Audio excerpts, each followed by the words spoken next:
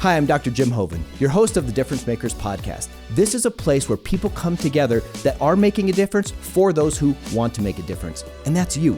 We're bringing thought leaders together in a sense of fusion where ideas and concepts and personalities are all driven together into one place at one time, and this is no different. In this episode, you're going to see cool things from cool people making a difference.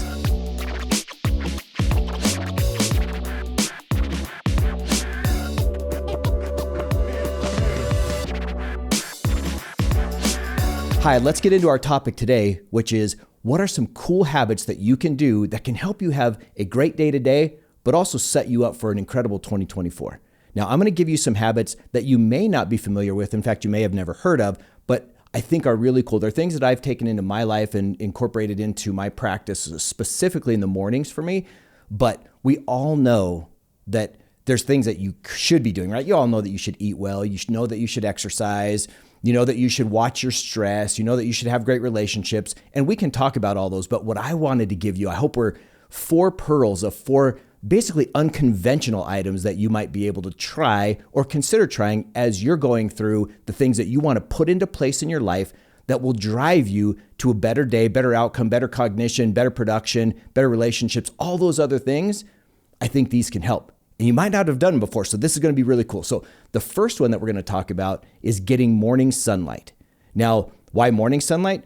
The answer is that basically when you have morning sunlight coming up, the frequency or the wavelength of those sun rays is different than as the sun gets higher or as the sun goes down.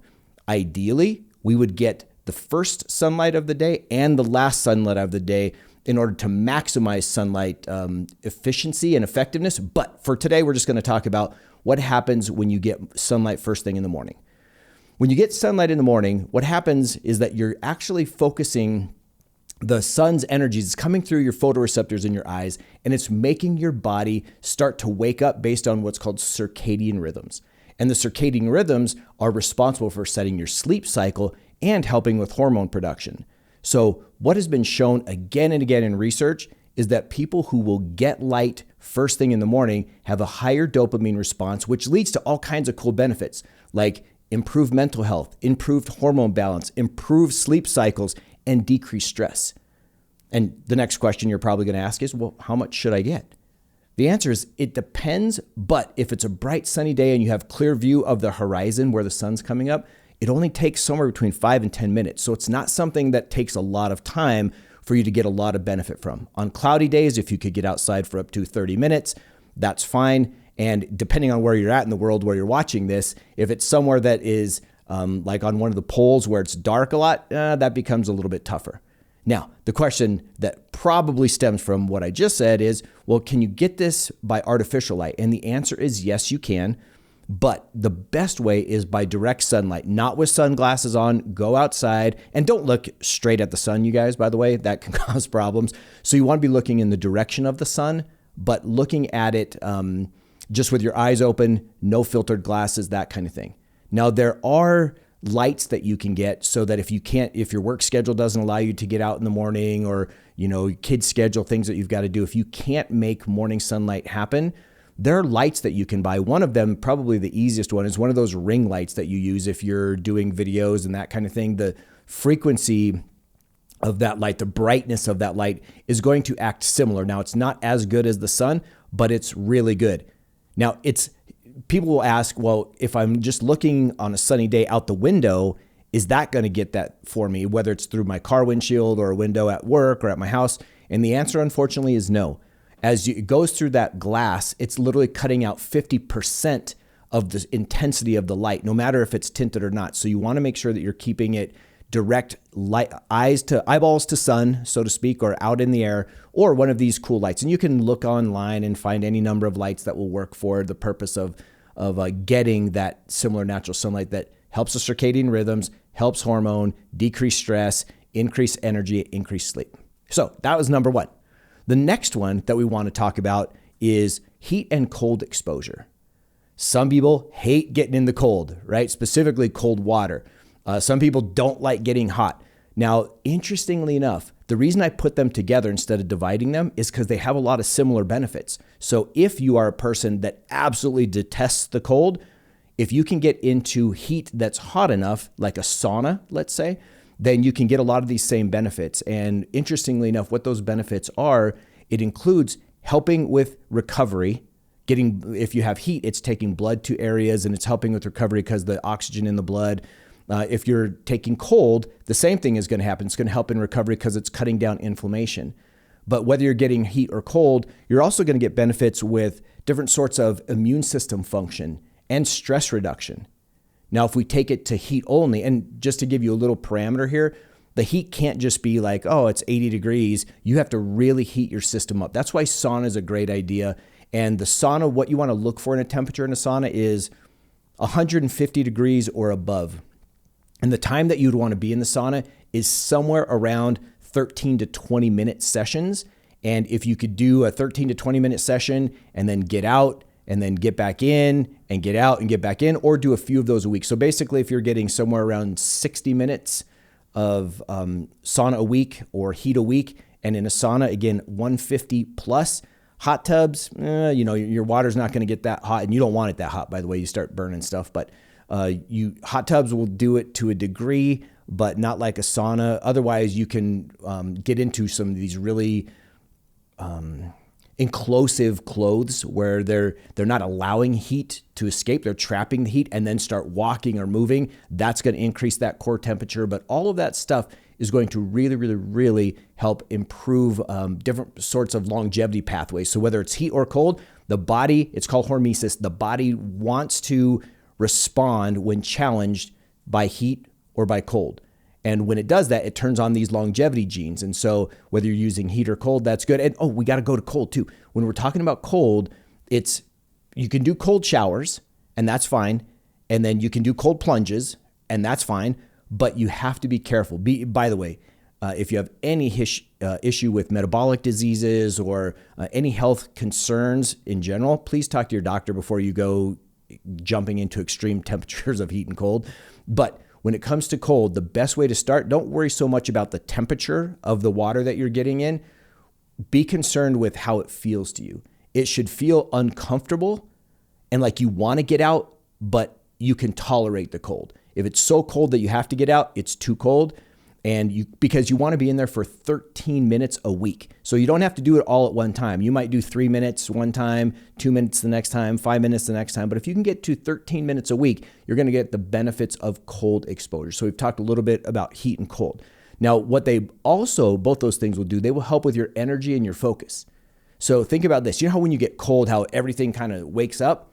Well, if you set yourself into deliberate cold exposure, it's going to mimic that waking up sense, and it's going to drive that into the day. But if you're having sleeping issues, it's cool because if you get into cold before bed, what does your body want to do naturally? It wants to heat back up. And so if you want to do heat or cold at night, it's a good idea to look at not doing the cold too late because you want your body to cool down at night. So you would want to do heat right before bed. But if you have some time, you can do cold. I like doing cold in the mornings. That's what I like to do. And that way it gets me charged up, ready to go. And then my body starts to kind of heat up for the rest of the day. Cold's also great heat and cold also, are great for helping with your cognition. It's going to help bring blood flow to the brain, and it's going to give you that wake up signal that we talked about. So those are some heat and cold benefits. Heat, another great thing with heat is it's been shown that if you're getting significant heat exposure over time, like we talked about in these parameters of somewhere around 20 minutes at a time, up to a few times a week, that is going to help with cardiac function, decreased hypertension, helps with dementia even, and Alzheimer's. So there's some really good benefits, but you have to do this stuff. It's not like a one-time thing. It's something that has to be part of your life. So let's move to the next one. The next one is breathwork. And breathwork can be defined in a lot of ways. And there's so many different breath patterns that you can do, ranging from something called box breathing, where you would inhale for a count of 4, hold for a count of 4, exhale for a count of 4, hold for a count of 4, and then repeat that cycle. It goes from something very stable to that to something that says we're going to breathe in for a count of 4, we're going to hold 4 times that long, and then we're going to exhale 2 times as long as we breathe in. So for example, if we held in for a 4 count, we would hold that for 16, and then we would exhale for 8. Now you can move those numbers so that if you inhale for 5, then you hold for 20 and exhale for 10. So that formula holds consistent. But no matter what kind of breath work you do, the key is be consistent with the breath work, doing it some every day, where they have shown that over just doing this for a few minutes a day can decrease your heart rate and your blood pressure. Now, here's something cool to know about breath work and breathing. When we breathe in, when we take a breath in, it's going to actually trigger the brain to raise our heart rate. There's a lot of physiological mechanisms by it that we don't need to go into for this, but it raises the heart rate. So if we want to lower our heart rate, then we focus on the exhale. So that's why when you take some of these breathing patterns where you're having a longer exhale, you're going to you're going to tell the brain to force the blood pressure to slow down, the heartbeat to slow down, heart rate slow down. So depending on what you're working on it for, you might want to make a static breathing, and it's a great stress reliever. Doing a static hold breath is a great stress reliever, where this box breathing of hold for 4, or breathe in for 4, hold, breathe out for 4, hold, all of those on a 4 count. They use that in a lot of different training, especially training instances, and some of the military folks will use this kind of breathing technique in order to manage or mitigate stress. Now, breathing can also be used on the other side. So we often think of breathing as relaxing, helping with immune system, helping tie things together so that we can get better sleep. All those are benefits of good breathing, but breathing can also be used to help increase focus, cognition, and energy. And then it's going to be fast breathing. So if I'm breathing in a rate that's really like, that's going to be more towards calming things. But if I start going, now I'm increasing my heart rate because I'm focusing on my inspiration, and I'm bringing lots of oxygen to my brain in a very short time. That's going to make my brain get really active really quick, increase energy, and get me cognitively kind of primed in for the moment. So that's another way that you can use breath work in order to help. Most people think of it on the relaxing side, but it can be used in little bits to help increase how we do what we do, or our cognition. So that's the first 3. I have one more for you, and that is visualization. This is one that I have a word of the year every year, and my word for this year is visualize. And it's something that I've done for a long time, where you spend time thinking about something in the way you want it to be, or seeing it the way you want it to be. That's the common route of visualization. I did a little research on this, and interestingly enough, the most powerful forms of visualization aren't simply seeing what you want. For in other words, let's just say that you have a goal and you see yourself being at, I'm going to make up a number, you see yourself being at 15% body fat, right? To some of you that means something, to some of you it doesn't. But if you said, I want to be 15% body fat, and you just picture this in your mind, what it would look like to be at 15% body fat in clothes, with your shirt off, whatever. And so you're looking at these things to see how it would look. A lot of people consider, like I would say 90+% of people think that's what visualization is. And that is truly what it is. But when they've done research on visualization, the interesting thing was found is visualization also has a very powerful component if you include another 2 elements to it. The first one is visualize what happens if you don't get there. So go the opposite. So instead of 15% body fat, let's just say you became 50% body fat because you didn't do the things that you know you need to do, and because you didn't follow the process and you didn't chase the dream of 15%. Now at 50%, what would that look like? What would that feel like? And that pain, and Tony Robbins is famous for saying we all move towards pleasure or away from pain, or the carrot or the stick. Most of us will move faster to get away from a stick than we will for a carrot. So by spending just a few moments thinking about what you don't want, and then ending it, so starting and ending it with what you are looking for, that seems to really bolster the results of visualization. Now, there's one more component that was new to me in visualizing things that I've started really implementing in my own life, and that is visualizing the elements, the pieces, what are the steps in order to get what it is that you're visualizing. If you want to buy a new house versus have 15% body fat, what are the steps that have to do? How much do you have to save? And then picture yourself, visualize yourself doing those things, engaged in those activities, and doing them successfully. So 3 parts: visualize what it is that you want or what you're looking for, the outcome that you're looking for. Visualize the opposite of that, but not for very long. Just get that picture in your mind, and then visualize the steps that are there that will require you to get to where you want to go. Now, there's a super, super, super important piece that underlies all of that, and that is putting emotion behind it. Emotion is the driver, the catalyst that helps these things come to light. So in other words, if you're visualizing this body fat scenario that we talked about earlier, picture what it would be like if you were walking to meet someone that you love, and you guys are going to a nice restaurant or something, and you're in the perfect shirt that fits your body because you're at 15% body fat, or a sport coat, or a dress if you're wearing dresses, whatever. Just picture yourself how you would walk at knowing that you're at 15% body fat, and what it would be like when you're with that person and you're going into that restaurant and you're making a great food choice and you're having an incredible meal. And that's with the image that you have of that. That feeling is the catalyst that drives the speed at which visualization turns into action, turns into reality. So that's a really, really, really big point that some people miss. And as I'm working through visualization, again, it's my word of the year. So I'm doing it every day. And just so you know, for me, I visualize my health, and I have several things that I visualize in my health. I visualize basically, we'll call it my professional life. And then we visualize my relationships. So there's the 3 things that I visualize, 3 big categories, and I have subcategories that I do every day. And I spend somewhere between 15 and probably 30 minutes doing those things every single day, where I just add those steps. I put those steps together that I was sharing with you, where I see what it is in my mind, and then I see what it doesn't look like or what I don't want it to look like.